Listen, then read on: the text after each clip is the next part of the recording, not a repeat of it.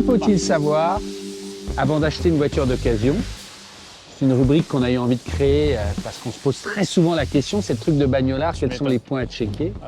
Et grâce à Aramis, avec qui on est partenaire sur ce dossier, parce qu'il voit passer beaucoup de voitures en reconditionnement, plusieurs fois le même modèle, on s'est dit tiens, on va monter cette émission pour avoir leur regard d'experts. Et là, vous allez vraiment avoir 5 points sur la Golf, et la Golf, il y en a beaucoup. La Golf 7. Golf 7, vous allez avoir 5 points vraiment importants qu'il faut absolument regarder avant d'en acheter une. Et ça, c'est grâce à Frédéric. Comment tu vas, Fred? Eh bien, écoute, ça va toujours aussi bien. Tu vas bien?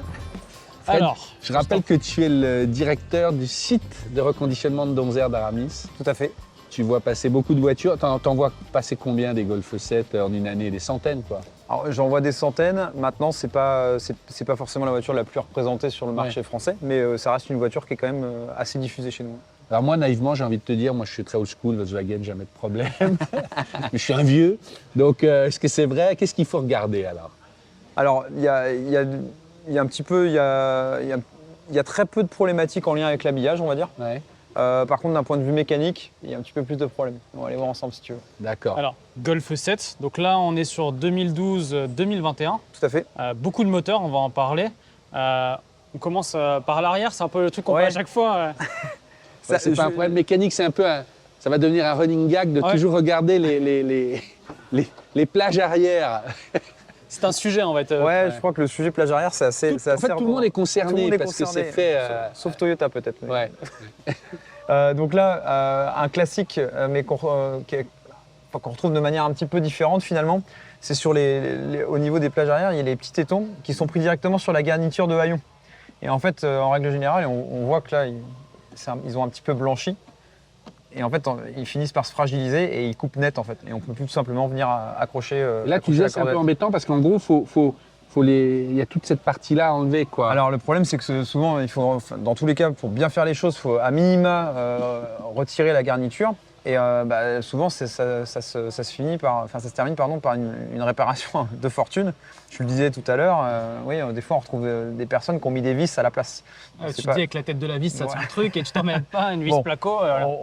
On tente de mettre autre chose. Mais en effet, sur le remplacement de la garniture complète, là, on a vite fait de se retrouver avec une pièce à 100-150 € sans problème. Juste cette partie-là? Alors c'est pas juste cette partie-là parce que souvent… Ils te vendent pas ça juste… il est possible qu'elle se détaille pas. Ouais. Donc souvent il faut racheter toute la garniture. Ça peut être déjà un élément de négociation. Si on voit que la tablette elle bouge dans tous les sens, ça peut aussi venir de là. Ouais, exactement. Okay. Parce que là, pour le coup, se retrouver, tu vois, si on se retrouve avec la plage arrière qui est tout le temps basse, c'est quand même assez désagréable. Et après, là, pareil, c'est toujours un assemblage d'éléments avec la partie plage arrière. Attends, je vais le remettre. Si je t'écoute, parce qu'on a déjà fait plusieurs voitures, c'est un sujet, la plage arrière. Il y aurait presque à donner ça à des jeunes ingénieurs, comment nous faire des plages qui résistent à tout. En effet, dans la manière dont c'est assemblé, et en plus de ça, c'est pas tout à fait rigide. Ouais. Souvent, les pièces entre elles finissent par s'abîmer, et souvent on ouvre le coffre assez régulièrement. Ouais. Donc c'est malgré tout une pièce qui est assez sollicitée finalement. Tu disais là même en termes d'usure, parce qu'il y a toujours l'histoire de petits trucs qui tiennent en plastique. Il y a toujours à ce niveau-là, souvent c'est soit la pièce casse, soit elle disparaît parce qu'elle a trop travaillé. Okay. Et après, en fait, souvent, on se retrouve avec justement la rotule. Tu peux pas mettre la lumière parce que là, l'écran, il boit rien. Je vais remettre un petit coup de lumière. Parce que ça se détache aussi de temps en temps avec le temps. C'est ça. C'est ça. Donc là, on voit qu'il y a une rotule. Donc ça, c'est ce qui est disposé directement sur la voiture, la garniture sur la voiture. Et des fois, souvent, qu'on a un problème, c'est qu'il manque en fait la petite pièce plastique qui est directement mise sur la plage arrière. Et en fait, ça vient directement s'appuyer sur la mousse, en fait, sur la partie qui n'est pas tout à fait rigide, justement. Et là, au fil du temps, ça vient par littéralement casser. Et puis là, il y a tout qui se casse la gueule. Okay. Ça, c'était les apéritifs. On va aller on va commencer. Je t'en prie, on va aller à l'intérieur. Parce qu'on est sur une génération de voitures où au début, il y avait un seul écran. À la fin, elles ont eu des écrans. Le compteur a été changé. Qu'est-ce qu'il faut regarder à l'intérieur? Déjà, c'est plutôt bien fini. Alors, c'est ce que je dis souvent sur Volkswagen. Tout tombe sous la main quand même. Moi, ce que j'aime bien dire, c'est quand on prend une Volkswagen, par exemple en location, en règle générale, on ne cherche pas très longtemps où se trouvent les boutons, où se trouve la clim, tout tombe sous la main. Donc un élément qu'on vérifie, parce que ça peut coûter très très cher, clairement, c'est l'écran GPS. Donc quand je dis GPS, ou multimédia de manière générale, parce qu'elles ne sont pas toutes équipées de GPS. Faut bien vérifier justement qu'il n'y ait pas de pixels morts. Parce qu'à partir du moment où il y a un pixel mort, souvent ça accompagne les prochains et du coup on se retrouve à remplacer l'écran au complet. Il y a une petite invasion après au fur et à mesure. Ce qu'on peut dire, il n'y en a qu'un seul, c'est pas grave, mais en fait, si.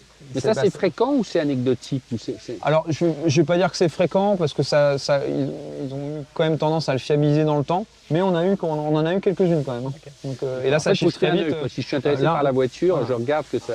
Un poste GPS comme ça, il faut compter 1 000 € quand même. Donc ça chiffre très vite à partir du moment où on a besoin de le changer.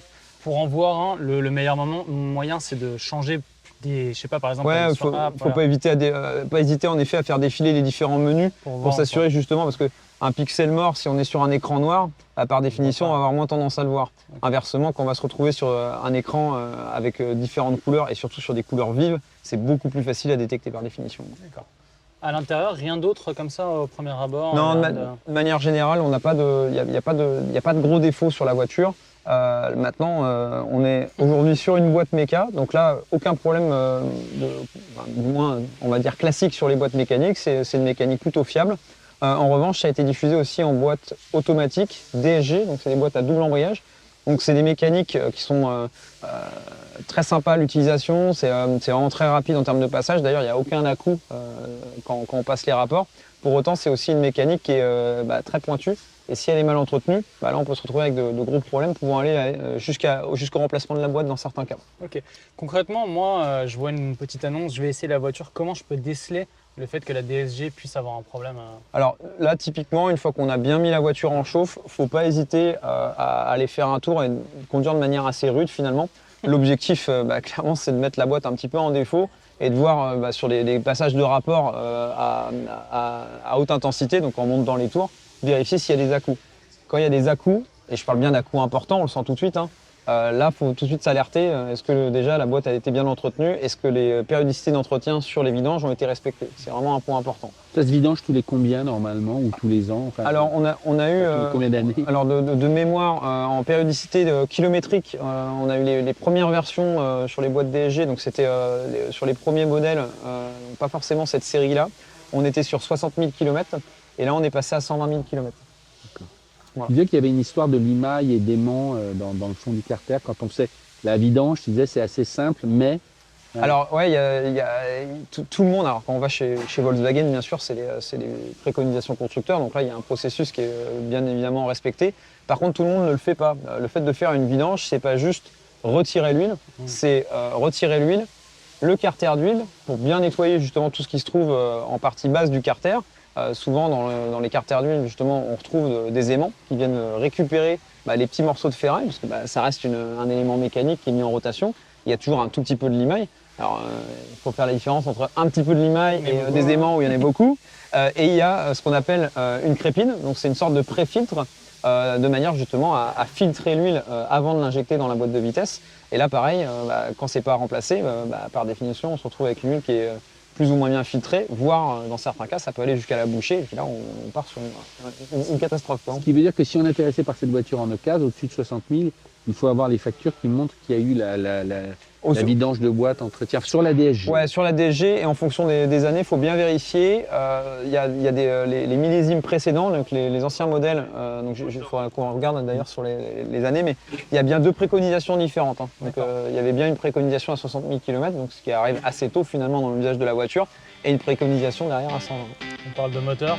Ouais, allez voir tout ça. À fait. Allez.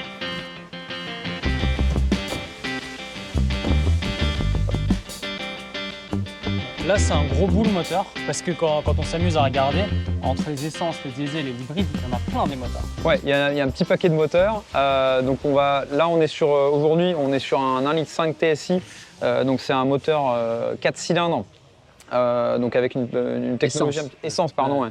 Donc avec une technologie un petit peu particulière, puisqu'en fait, suivant les régimes d'utilisation, il est capable de repasser sur seulement 2 cylindres pour optimiser tout simplement la consommation, puisque par définition, on fonctionne sur 2 cylindres de moins d'injection de carburant, moins de consommation. Mais inversement, moins de puissance, d'où la nécessité de repasser sur 4 cylindres à partir du moment où on vient l'exploiter.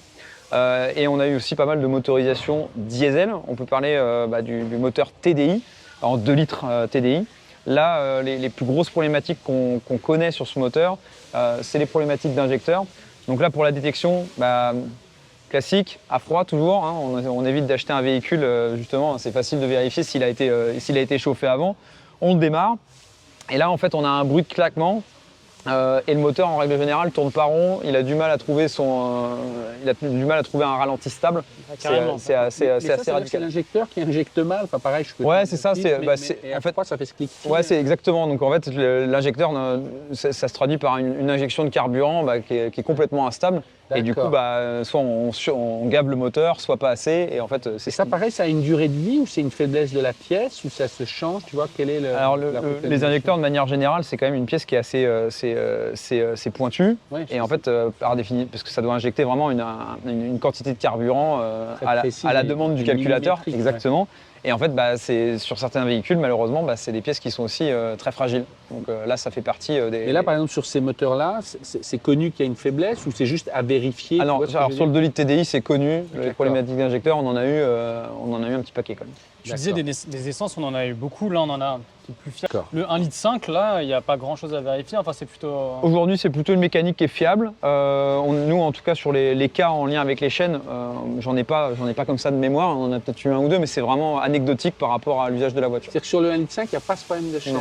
Elle est réglée différemment, c'est quoi? Ou c'est parce qu'il y a l'histoire du 2 cylindres? Bonne question. Je pense que oui. Après, il y a eu plein de véhicules sur lesquels on avait des problématiques en lien, surtout avec le tendeur de chaîne. Souvent, c'est des tendeurs hydrauliques. Et on a eu des problématiques sur certaines motorisations, pas forcément de cette marque d'ailleurs, mais en lien avec comment était alimenté justement le tendeur hydraulique. Et si jamais il n'arrive pas à pomper l'huile, dans certains cas, il ne pousse pas bien la chaîne. Et par définition, comme il ne pousse pas bien la chaîne, il n'attend pas. Et c'est ce qui provoque justement la détente de la chaîne. Petit point, alors je sais qu'il n'y en a pas eu beaucoup et tout. Sur les hybrides, de celles que vous avez eues, il n'y a pas grand-chose comme problème en tout cas. Alors nous, c'est pas un véhicule qui a été beaucoup diffusé. Ouais. Par contre, par définition, on le sait, à partir du moment où on a une hybridation sur la voiture, si l'hybridation en elle-même est fiable, ça vient tout simplement soulager le moteur dans ses phases de démarrage, les phases de forte sollicitation. Et par définition, ça participe forcément à sa fiabilisation.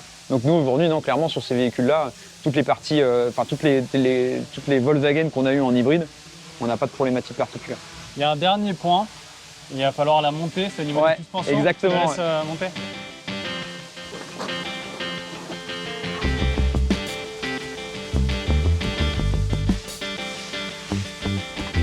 Pour les petits observateurs qui regardent la vidéo, est-ce que c'est quand même possible, si on n'a pas un pont avec une bonne lampe de poche, d'arriver à voir quelque chose ou... Alors, je dis pas que c'est impossible, mais c'est vraiment plus compliqué, parce que comme tu vas pouvoir le voir, je vais sortir ma lampe de poche. En fait, la problématique qu'on a, quand on le voit ici, c'est que le soufflet, quand la voiture est descendue, souvent il est embuté. Et en fait, nous, ce qui nous intéresse, c'est ce qui se passe derrière le soufflet. D'accord, donc là j'ai les mains mouillées, donc je vais juste me les sécher. Et en fait, ce qui nous intéresse, c'est ce qui se passe derrière. En fait, le but, c'est de venir ici, vérifier si justement c'est pas gras. D'accord. Donc, une suspension qui fuit, ça sert à rien de vérifier contre le soufflet. Donc, une suspension déjà en mauvais état, déjà quand le soufflet est déchiré, c'est pas bon signe. Là, c'est pas son cas. Hein. C'est juste que là, comme la voiture est suspendue, il n'est pas embuté. Mais inversement, le soufflet, il sert justement à protéger la suspension et toute la partie justement qui est fortement exposée puisque c'est celle-ci qui est mise en mouvement entre ces deux parties.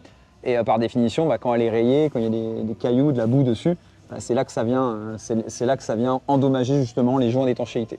Ça, c'est quelque chose qui arrive souvent sur les Golf. Pourquoi ça arrive sur cette voiture? Alors, je pourrais pas te dire exactement le pourquoi sur ces suspensions en particulier. Est-ce que c'est une mauvaise conception des suspensions ou inversement, est-ce que justement ça va être en lien avec le fait que les soufflets protègent mal et laissent mal rentrer l'aspérité? C'est peut-être un peu des deux, quoi. Hein. Quand tu dis souvent, c'est régulier, c'est un truc à checker ou c'est un truc vraiment que vous avez constaté? Non, c'est vraiment un truc à checker régulièrement. Là-dessus, on le vérifie systématiquement. C'est une maladie connue sur ces voitures et c'est quelque chose qu'on vient contrôler. Fred, j'ai une question bonus, un sixième point, mais quand je vois ces feux à LED, j'ai toujours entendu, alors je ne sais pas sur Volkswagen, mais que maintenant on change tous les blocs et on ne répare plus. Est-ce que c'est vrai sur des voitures comme ça? Parce que je sais que ça coûte un bras. Ouais, alors, est-ce que ça se répare ou est-ce qu'il faut tout changer? Alors, on a peut-être pas propre à Volkswagen. Au tout début, et d'ailleurs, comme tu dis, c'est pas en lien direct avec Volkswagen, mais au tout début, en effet, quand on avait des problématiques avec des feux, même s'il y avait une toute petite partie qui marchait pas, on changeait la totalité. C'est pas encore éprouvé, mais on commence à avoir des sous-traitants qui sont justement spécialisés dans la réparation donc, de matériel électronique. Donc ça peut concerner les autoradios, mais aussi ça peut concerner des feux. Et là, dans certains cas, ils sont capables de nous réparer tout ou partie du feu. Et quand il faut imaginer un bloc full LED sur un véhicule aujourd'hui, ça peut varier. Je crois que les prix, il faut compter au moins 1 000 €. Quoi. C'est ça, et en fait, sur 700, 800. Et après, si on parle, on a maintenant des feux LED full matrix, etc. Là, ça peut monter à des prix stratosphériques. Hein. Heureusement, on commence à les réparer. Voilà. Bah, je pense que c'est aussi dans l'air du temps quand même. Ouais, on est bien d'accord. Ça n'a rien à voir avec. Enfin, c'est propre à toutes les marques. Exactement. Je suis content. Donc là, on n'a pas de, sur ces modèles-là, il n'y a pas de problématique particulière. Merci Fred. Si on veut savoir toutes les Golf 7 que vous avez reconditionnées, checkées, il y a un lien Aramis dans la vidéo. Hein, on va cliquer en bas. Et puis on se retrouve pour d'autres. Il y a une playlist et d'autres vidéos Ouais. on voit POA. Sur d'autres voitures qu'on passe au trim avec Merci, toi. Merci salut. Fred. Ciao.